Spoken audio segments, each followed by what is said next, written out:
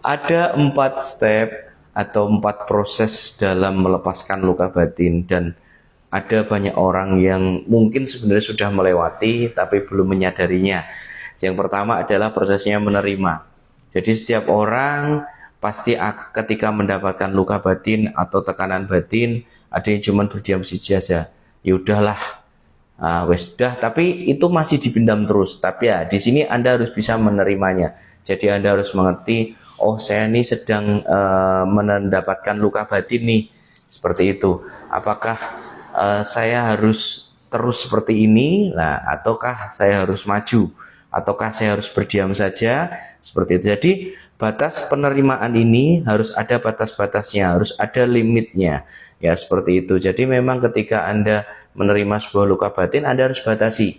Jangan terus menerus dan berlangsung lama sampai bertahun-tahun, sehingga nanti ketika sudah berlangsung lama nanti akan dampaknya luar biasa. Yang selanjutnya adalah Anda harus memahami. Ketika tadi sudah menerima, sudah tahu bahwasanya oh saya sering mengalami tekanan batin, saya sering mengalami luka batin, nah, Anda harus memahami, oh saya harus bangkit nih. Ketika saya sudah sering mendapat luka batin, saya harus bangkit dari rasa atau luka batin yang saya alami saat ini. Karena memang berkehidupan itu harus maju. Jadi tidak hanya di step itu saja. Jadi Anda harus benar-benar berpikir, saya harus bangkit, saya harus maju. Jadi Anda sudah memahami itu. Seperti itulah. Setelah sudah dipahami, yang ketiga adalah Anda harus memaafkan. Pada step ini, terkadang orang-orang sering sudah, oh ya sudah, kamu sudah melukaiku, ya udah saya maafkan. Tapi biasanya hanya di mulut saja, tidak sampai ke dalam hatinya. Jadi dia cuma di mulut aja dan hatinya masih ganjel.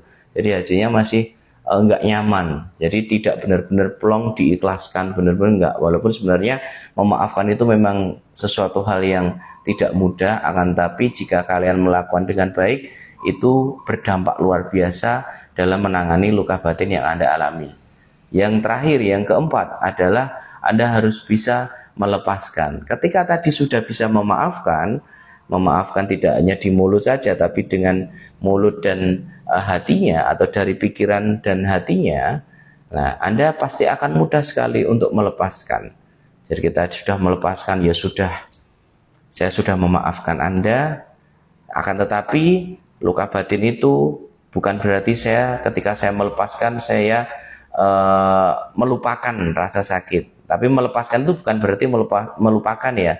Tapi melepaskan itu biar untuk demi kesehatan saya akan melepaskan semua luka batin yang saya alami, dan saya harus bikin maju ke depan supaya saya bisa berkehidupan normal seperti biasanya, normal seperti pada umumnya, seperti itu.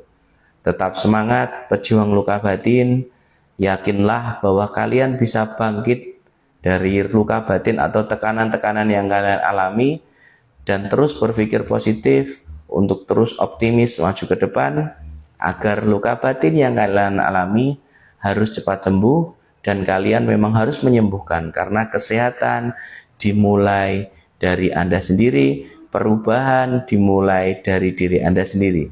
Tetap semangat, jaga kesehatan jiwa dan raga kalian, jangan malu-malu, jangan ragu-ragu. Jika Anda membutuhkan bantuan orang lain, silakan datang ke terapis terdekat untuk bisa menyembuhkan luka batin yang Anda alami. Jika Anda ingin bertanya atau berkomentar, silahkan tanyakan ke kolom komentar yang ada di bawah ini. Tetap semangat, jaga kesehatan jiwa dan raga. See you.